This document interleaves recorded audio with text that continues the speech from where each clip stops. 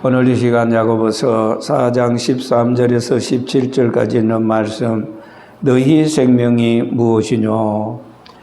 오늘 본문에서 우리는 하나님으로부터 매우 평범하면서도 그러나 매우 심각한 질문을 받게 됩니다. 너희 생명이 무엇이뇨?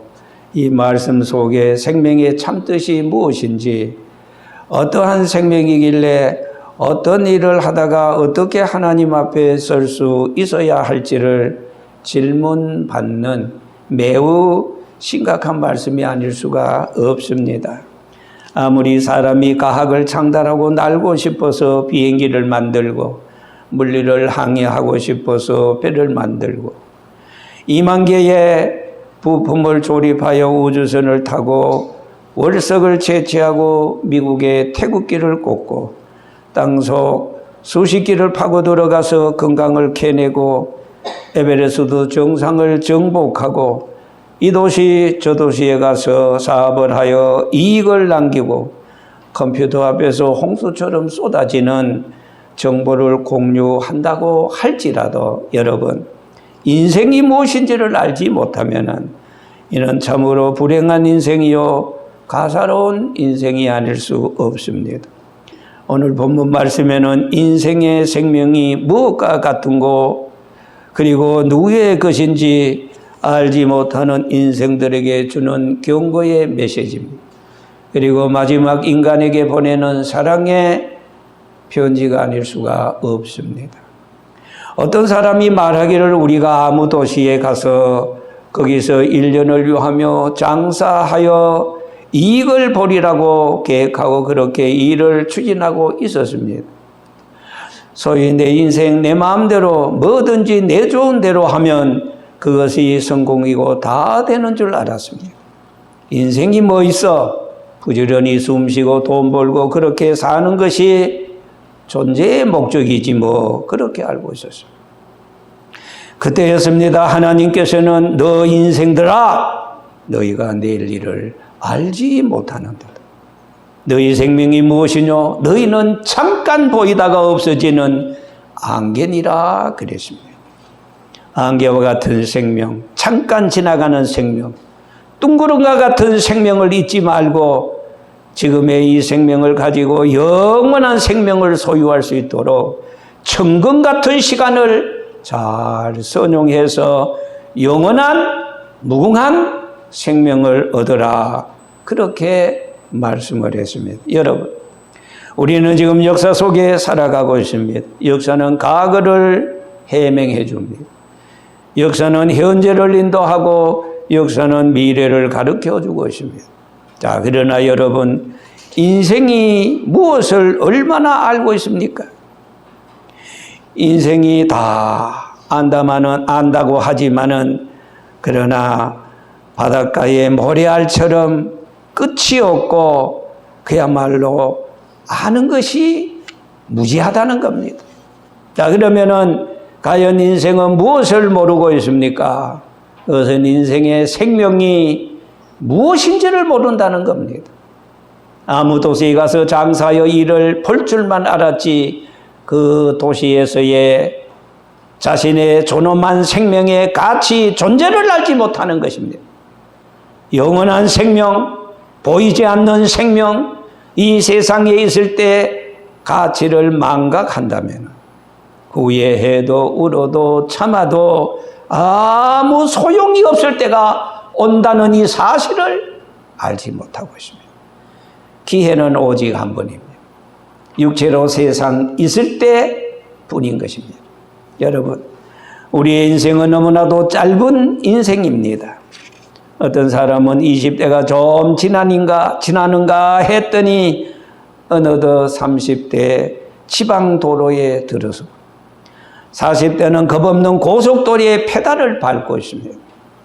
여기가 어딘가 했더니 50대의 새마을 열차가 기다리고 있습니다. 시편서 90편 10절에는 우리의 연수가 70이요 강건하면 80이라도 그 연수의 자랑은 우리의 수고와 슬픔뿐이요 신속히 가니 우리가 날아가나이다 라고 했습니다. 어느 날 50대 자매님한테서 전화 한 통이 왔습니다. 이웃집 교회 지사님한테서 소문을 듣고 정 목사님을 알게 되었다 하시면서, 목사님 염치 없지만 저희 집에 한번 오셔서 안수기도 해줄 수 없느냐는 간청이었습니다. 저는 즉시 전도사님과 그 역시 그들과 함께 그 자매님 집에 찾아갔습니다. 그런데 얼굴을 보니까 예사롭지가 않았습니다. 병색이 짙었습니다. 눈동자는 죽어 있었어요. 말기암 환자임을 직감할 수 있었습니다. 저는 시편 23편에 있는 말씀을 6절까지 읽었습니다. 여호와는 나의 목자시니 내가 부족함이 없으리로다. 그가 나를 푸른 초장에 누이시며 쉴만한 물가로 인도하시는도다. 내 영혼을 소생시키시고 자기 이름을 위하여 의의 길로 인도하시는도다. 내가 사망의 음침한 골짜기로 다닐지라도 해를 두려워하지 않을 것은 주께서 나와 함께 하심이라. 이 하나님의 말씀을 읽었습니다. 그리고 기도해 주었습니다. 그랬더니 갑자기 킥킥 하면서 흐느껴 울고 있었습니다.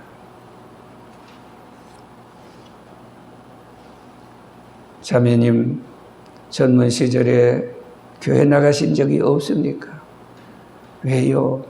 젊을 때 열심히 교회 나갔지요.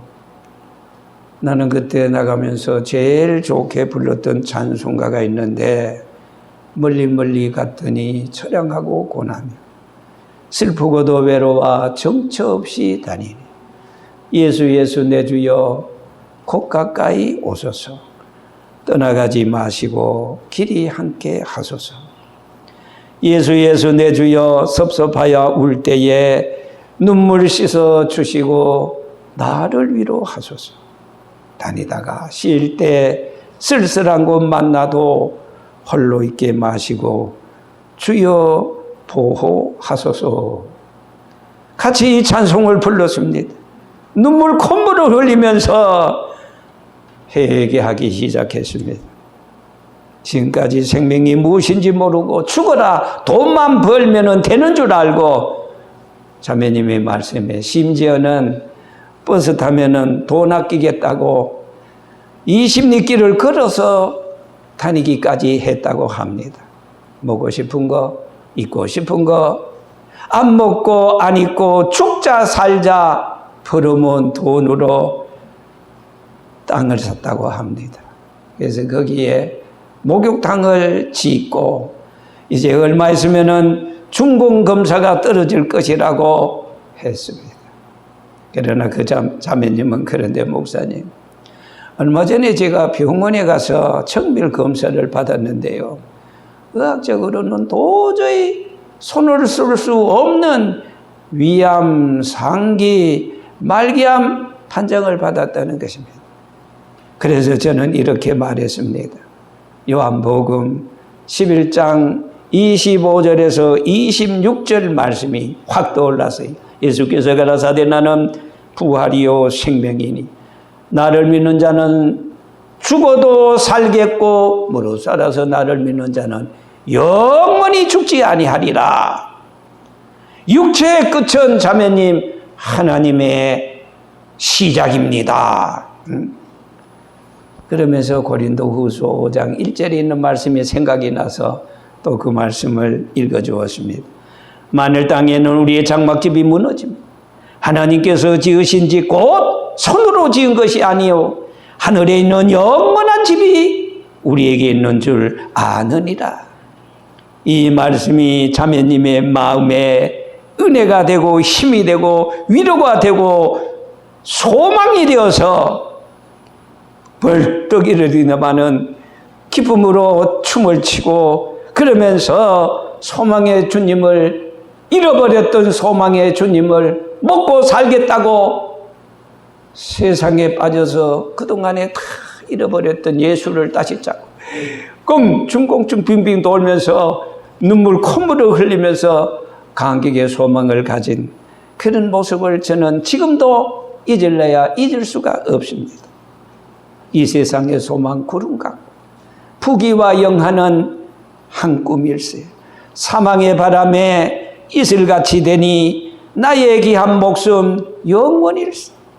오늘 밤 나의 몸 안개같이 이 생명 끝나면 내일 아침 나의 귀한 영혼 어느 곳에 갈까? 주님 가신 나라 나도 가네. 죄범한 나의 몸 매일 매시 죽을 때와 심판 가깝도다. 구주여 내 영혼 구원하옵시고 긍휼히 여기사 받으시옵소서. 죄인께서라도 버리지 않는 주님의 넓은 사랑 한량없네.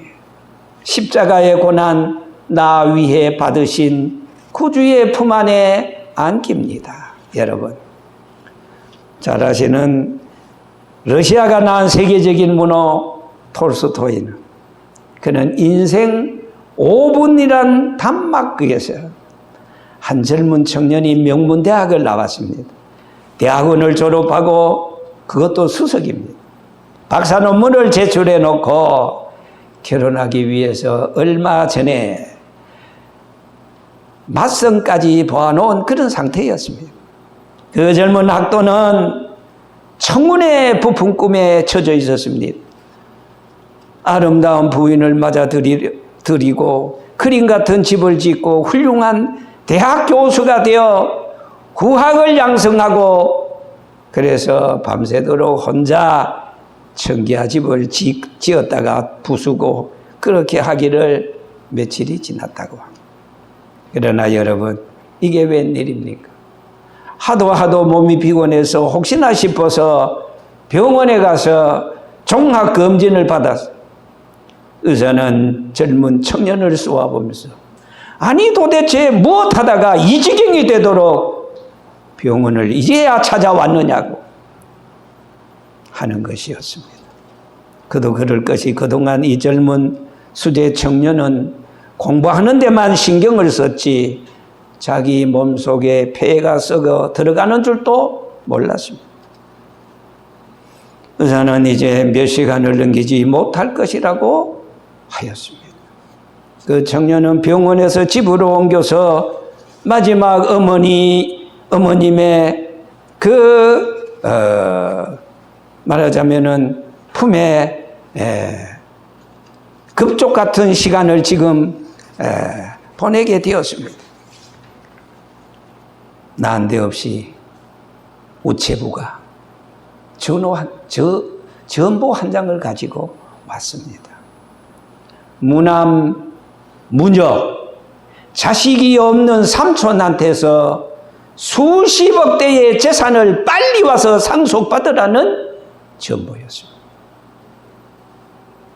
논문을 다 써서 건강이 풀려서인지 긴장이 풀려서인지 논문 쓸 때 느끼지 못했던 통증이 마치 온몸을 바늘로 콕콕 찌른 것 같아서 견딜 수가 없었습니다. 그는 견딜 수 없어요. 벌떡 일어나 어머니를 부르고 있는데 목구멍에서 피덩어리가 쏟아지고 그만 이불 위에 털썩 쓰러졌습니다. 그때 우체부가 또 밖에서 전보 한 장을 가지고 왔습니다. 며칠 전 맞선 본 여자한테서 I love you. 나는 당신 좋아하니 결혼하자고 당신 허락하면 나는 승낙하겠습니다. 그때 천장을 쳐다보면서 숨을 헐떡거리면서 내몰아쉬고 있는데 이번에는 박사학위 논문이 아주 우수하게 패스되었다고 아무나 라무시의 학위 수여식에 참석하라는 급보가 또 날아들었습니다. 이 청년은 백만장자 삼촌한테서 상속받으라는 전보, 결혼 승낙서, 그리고 박사학위 수여식 참석해달라는 전보 2장을 양손에 꽉 쥐고 인생 30 젊은 몸으로 숨을 거두고 말았습니다. 이게 인생입니다. 여러분, 인생의 생명이 오늘 성경에는 안개와 같다고 하지 않았습니까? 해가 뜨기 전에 자욱했던 안개가 햇살이 두터워지면 한나절을 못 가고 금방 사라져버리고 맙니다. 이처럼 인생의 생명도 소개홍단 입을 때는 사시사철 청춘인 줄 알았는데 어느덧이 내 나이 야금야금 도둑질해가 원치 않는 백발로 감투씌우고 있지 않습니까? 이마에는 석상자, 얼굴에는 내천자로, 총명했던 눈에는 안개처럼 희미합니다. 밝았던 귀는 쇠쇠 바람 소리밖에 들리지 않습니다. 무쇠 팔뚝에는 지팡이 한 다리 더해서 2발로 걷던 짐승이 3발 짐승이 되었습니다. 자, 저는 이 설교를 준비하면서 갑자기 우리 교회 오한성 장로님이 머리에 스쳐갔습니다. 우리 오한성 장로님은 인생이 무엇인가를 알고 있어요.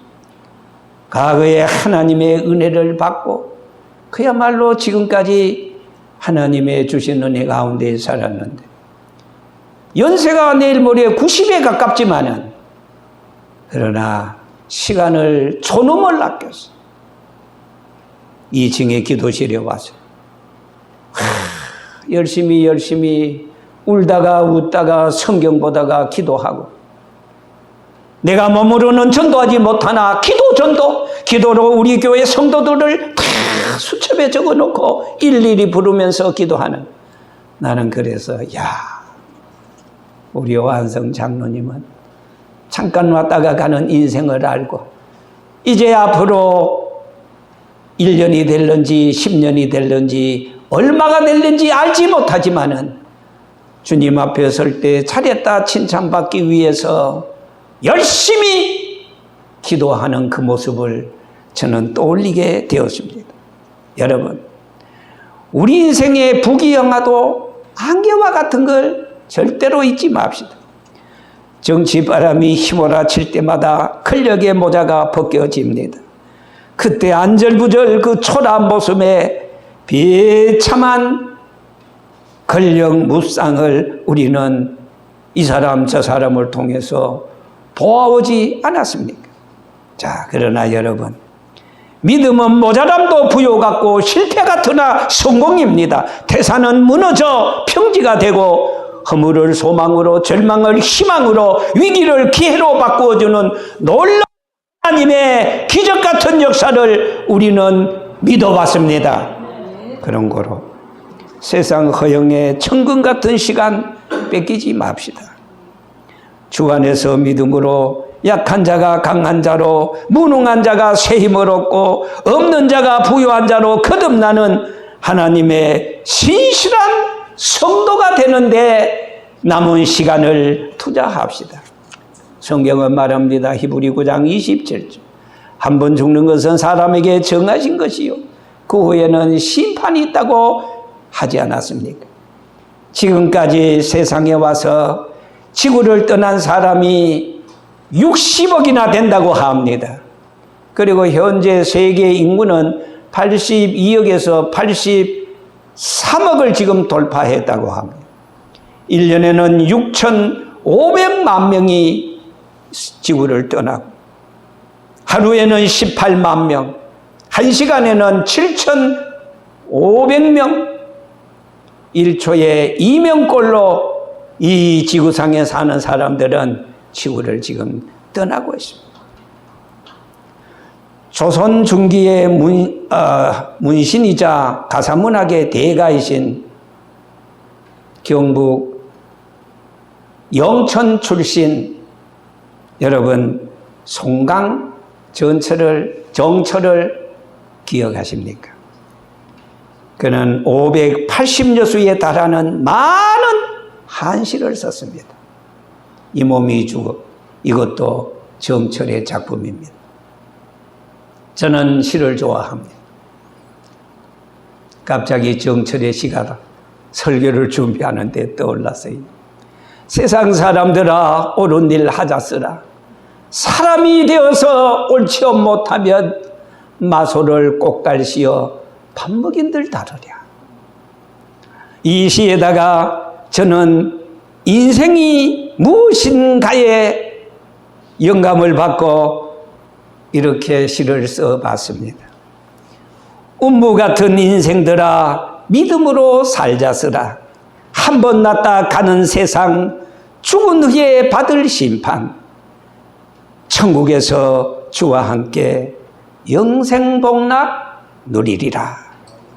나의 기쁨과 소망이신 예수 그리스도로 말미암아 안개 같은 인생을 살면서 하나님의 자녀다운 말을 하고 행동하여 하나님의 인도하심과 축복 가운데 용은 잘 되고 범사가 잘 되고 강건하시는 여러분들의 남은 인생이 되시기를 주의 이름으로